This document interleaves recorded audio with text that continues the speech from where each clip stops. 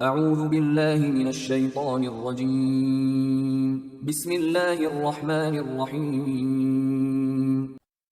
سورہ یوسف آیات نمبر 30 تا 35 میں بیان کہ جب عزیز کی بیوی اور حضرت یوسف کے واقعات کا شہر کی عورتوں میں چرچا ہوا، عزیز کی بیوی کا سب عورتوں کا اپنے گھر مدعو کرنا، دعوت کے دوران انہیں پھل اور چاقو دینا، حضرت یوسف علیہ السلام کا محفل میں آنا اور سب عورتوں کا بے خود ہو کر اپنے ہاتھ کاٹ لینا، عزیز مصر کی بیوی کا اپنی غلطی کا اعتراف، حضرت یوسف علیہ السلام کے بے گناہ ثابت ہونے کے باوجود انہیں قید خانے میں ڈال دینا۔ اعوذ باللہ من الشیطان الرجیم۔ وقال نسوة في المدينة امرأة العزيز تراود فتاها عن نفسه۔ اور شہر کی عورتیں آپس میں باتیں کرنے لگیں کہ عزیز کی بیوی اپنے غلام کو اپنی طرف مائل کرنا چاہتی ہے۔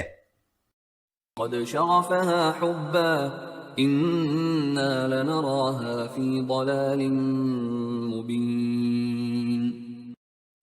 اس کی محبت اس عورت کے دل میں گھر کر گئی ہے، ہمارے نزدیک تو وہ صریح غلطی پر ہے۔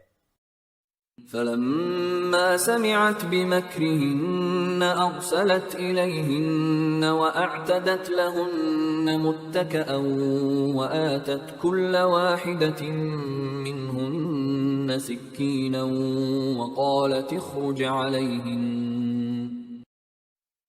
جب عزیز کی بیوی نے ان عورتوں کی پرفریب باتیں سنی تو ان سب کو بلا بھیجا اور ان کے لیے مسند اور تکیہ لگا دیا، اور ان میں سے ہر ایک کو ایک ایک چھری دے دی، اور یوسف سے کہا کہ ان کے سامنے نکلا۔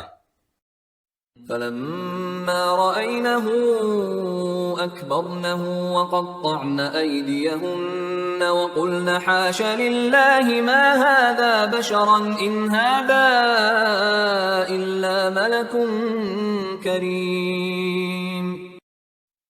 پھر جب ان عورتوں نے یوسف کو دیکھا تو ششدر اور محو حیرت ہو گئیں، اور ان چھریوں سے اپنے ہاتھ کاٹ بیٹھیں، اور بے ساختہ پکار اٹھیں کہ سبحان اللہ، یہ کوئی انسان نہیں ہو سکتا، یقیناً یہ تو کوئی معزز فرشتہ ہے۔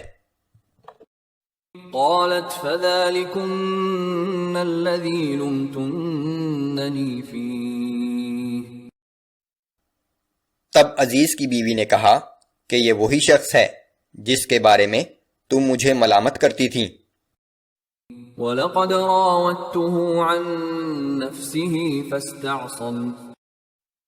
اور بے شک میں نے اس کو اپنی طرف مائل کرنا چاہا مگر یہ بچا رہا۔ وَلَئِن لَّمْ يَفْعَلْ مَا آمُرُهُ لَيُسْجَنَنَّ وَلَيَكُونًا مِّنَ الصَّاغِرِينَ۔ اور اگر یہ وہ کام نہ کرے گا جو میں اسے کہتی ہوں تو ضرور قید کر دیا جائے گا اور بے عزت ہوگا۔ قال رب السجن احب الي مما يدعونني اليه۔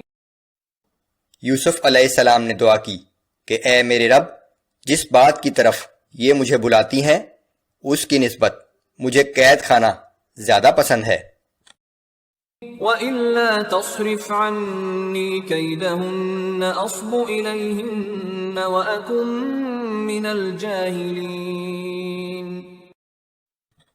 اگر تو نے مجھے ان کی فریب کاریوں سے نہ بچایا تو مجھے اندیشہ ہے کہ کہیں میں ان کی طرف مائل ہو کر نادانوں میں نہ شامل ہو جاؤں۔ فَاسْتَجَابَ لَهُ رَبُّهُ فَصَرَفَ عَنْهُ كَيْدَهُنَّ۔ پھر اس کے رب نے اس کی دعا قبول کر لی اور ان عورتوں کے مکر و فریب سے اسے بچا لیا۔ انہ هو السمیع العلیم۔ بے شک اللہ بڑا سننے والا اور سب کچھ جاننے والا ہے۔ ثم بدا لهم من بعد ما رأوا الآيات ليسجننه حتى حين۔ یوسف علیہ السلام کی صداقت کی نشانیاں دیکھ لینے کے باوجود ان لوگوں نے اسی میں مصلحت سمجھی کہ انہیں کچھ عرصے کے لیے قید میں رکھا جائے۔